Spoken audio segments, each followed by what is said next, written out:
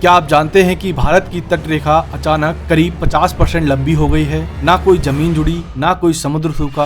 फिर ये कमाल कैसे हुआ? और साथ ही भारत के द्वीपों की गिनती भी बदल गई है। तो आइए आज आपको बताते हैं एक ऐसी कहानी जो नक्शे से लेकर नीति तक सब कुछ बदल सकती है।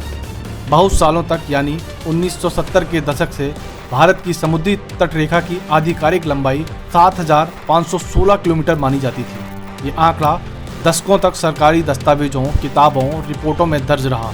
लेकिन अब एक नई गणना के मुताबिक भारत की तट रेखा 11,098 किलोमीटर मापी गई है, यानी लगभग 3582 किलोमीटर की बढ़ोतरी हुई, जो करीब 48% से ज़्यादा है। इस बदलाव के पीछे कोई जमीन का अधिग्रहण या समुद्र में जादू नहीं है।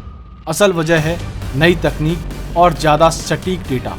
पहले तटरेखा को बड़े स्केल 1:45 लाख पर मापा गया, जिससे छोटे छोटे मोड़ दिख ही नहीं पाते थे। अब वही माप 1:2.5 लाख स्केल पर की गई है, जिससे हर खाड़ी, हर घुमाव, हर किनारे की बारीकी से गणना की गई है। इसके लिए आधुनिक GIS सॉफ्टवेयर का इस्तेमाल हुआ है, जिससे रेखाएं नहीं अब असली आकृति सामने आई है।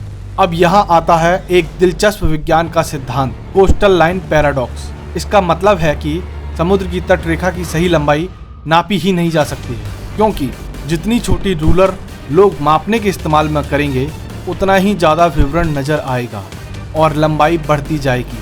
यानी समुद्र का किनारा जितना गहराई से मापा जाएगा, उतना बड़ा निकलेगा। सिर्फ तट रेखा नहीं, भारत के द्वीपों की संख्या भी बदल गई है। पहले 2016 में आंकड़ा था 1382 द्वीपों का, लेकिन अलग अलग एजेंसियों के अलग अलग आंकड़े सामने आते रहे। अब एक नई गणना और डाटा की समीक्षा के बाद तय हुआ कि भारत में 1298 ऑफशोर द्वीप और 91 इनशोर द्वीप हैं, यानी कुल 1389 द्वीप हैं। इनमें नदी द्वीप शामिल नहीं हैं, जैसे ब्रह्मपुत्र के अंदर के द्वीप। अब आप सोच रहे होंगे इससे फर्क क्या पड़ता है? असल में ये बदलाव नीति और प्लानिंग से बहुत काम आने वाला है, जैसे कि कोस्टल रेगुलेशन जोन, तटीय इलाकों में क्या निर्माण हो सकता है, क्या नहीं, ये अब फिर से तय किया जाएगा।